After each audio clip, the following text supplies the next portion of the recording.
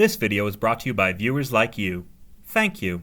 Like and subscribe, and help get this video to 2,000 likes. And I say, hey! Emily is back from her trip to Paris, and DW couldn't give a single solitary crap. Emily admits she got her first kiss from a French boy named Pierre, and feels like she's been turned into a princess. DW is green with envy and vows to find her own Prince Charming. Emily tells her, "Good luck, ho." DW is plotting to get her first kiss when the Tibble twerps find her talking to herself and mistakenly believe she plans to kiss one of them. The dynamic dipshits rightfully crap their pants at the thought of being kissed by the prepubescent bride of Satan. You could kiss one of them. Yeah, good one. It's not like bakers can be choosers. The next day at preschool, the class is voting on what song to put on for nap time. Emily suggests a French lullaby while DW suggests Mary Moo Cow, 'cause bitches be basic. James ends up being the deciding vote and reluctantly sides with DW, proving democracy doesn't work. DW sets her sights on the poor young cuck and brags to Emily that she plans to kiss James. Emily tells her it doesn't count if she kisses James, which is a stupid fucking rule, and warns it could backfire horribly. DW imagines kissing James and accidentally turning each other into frogs forever, which is a fate worse than death.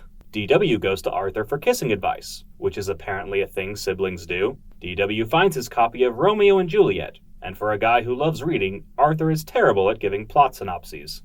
There's this boy named Romeo and this girl named Juliet, and their parents don't like each other, but they fall in love anyway, and plan to run away together. But there's a misunderstanding and it all ends badly. The end.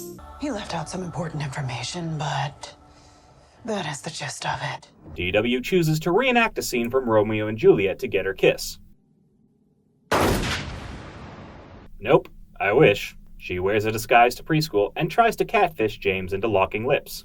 I am, Nora. Look, I'm not here to speculate about the sexuality of 4-year-olds, but if DW honestly thinks wearing a mustache and speaking with a deeper voice will convince James to kiss her, she might be barking up the wrong tree. DW then proceeds to put herself in danger and hopes James will rescue and kiss her.